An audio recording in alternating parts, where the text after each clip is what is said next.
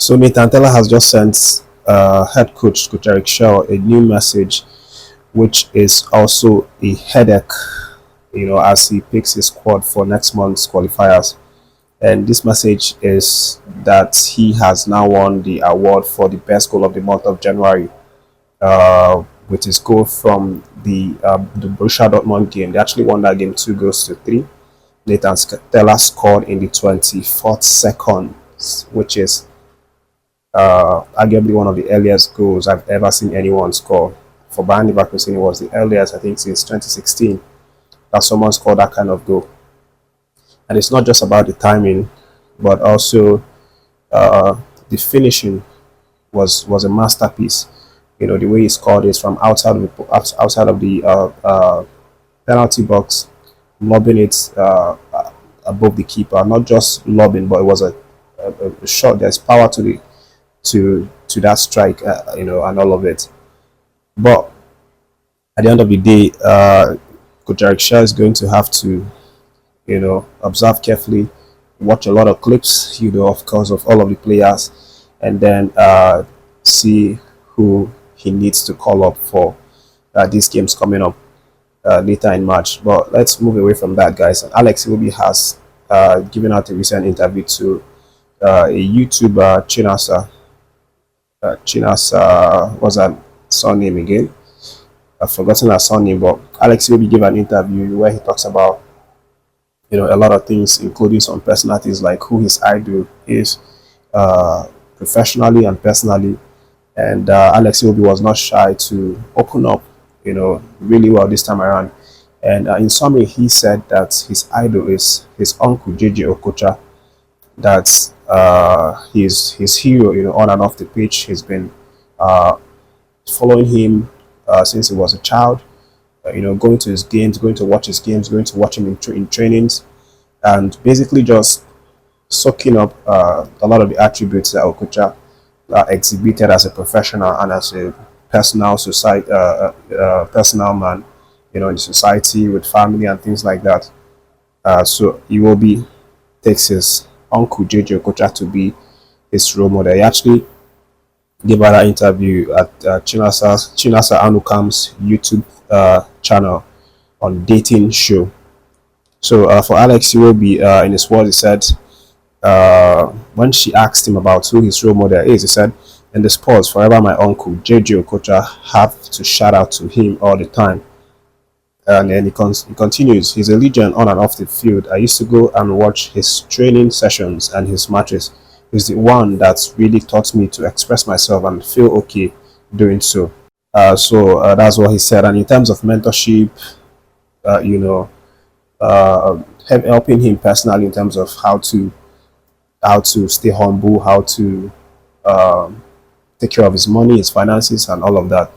Yobi also said he depends on JJ Okocha. That Okocha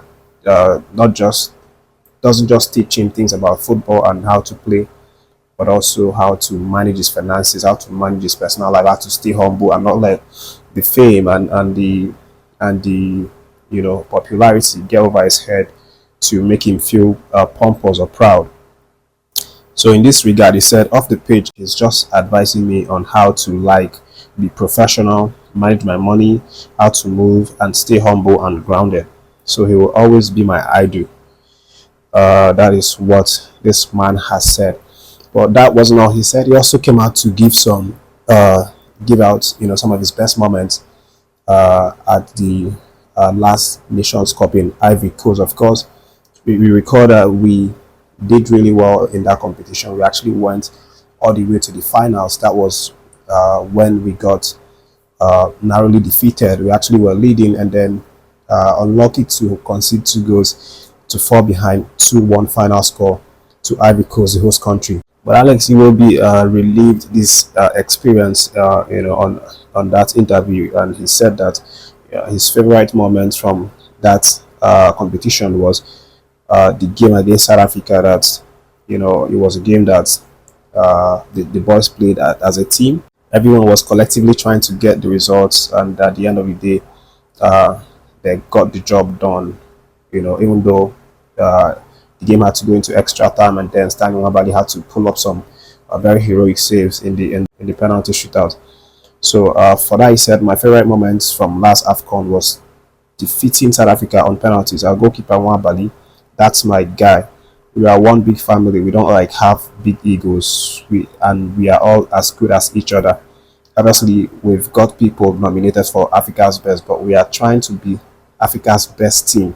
That's how we see it. We want to win the AFCON. We were so close in the last one, and I want to win the next one. So this is what Alex Iwobi said. Obviously, voicing it out that this next one coming up in December is, definitely one that the Spiders will go all out, and he personally wants to go on and win that one. If he wins, it's going to be his second, with the team, right? Because he was with the team. Was he with the team in 2013? No, no, no, no. He wasn't with the team. I don't think so. So it's going to be his first, which, in my head, I'm thinking these guys need to win something for the national team for them to go down as legends, with the Super Eagles. Not just Alex Iwobi, Lukman, Osimhen, Chukwueze, Nwabali. These guys need to win something for them to stay forever etched in the history of the Super Eagles, as legends, because that's what this is about. The guys that we remember as legends of the Super Eagles, they are most likely the guys that won something with the team. So this is inevitable, and Alex Iwobi knows this, so he wants to win the next one. But let's move on to the next gist, guys, and let me give you some about the under 20 national team. So apparently they've now entered into camp in the Abuja National Stadium as they prepare for two-leg friendlies against Egypt. So they have a game against Egypt coming up shortly. Camp has already started. It started early this week, I think on Monday. And Coach Aliyu Zuberi has already selected the squad. I'm going to hopefully post it on the screen so you can see the names of the guys that made the squad. But it's a very solid squad, solid compact squad. We expect a lot from these guys. We expect them to go all out to win the trophy. I think they are even the defending champion of the African Cup of Nations under 20 category for that one. So they are now back in the camp, and then they hope to play Egypt next. More of this is going to be coming up about that one, home and away, and then they fly to Ivory Coast where that competition is going to be held, and then play in the competition, hopefully win it as well, and then qualify for the World Cup. So for them to qualify, just like the under 17, they have to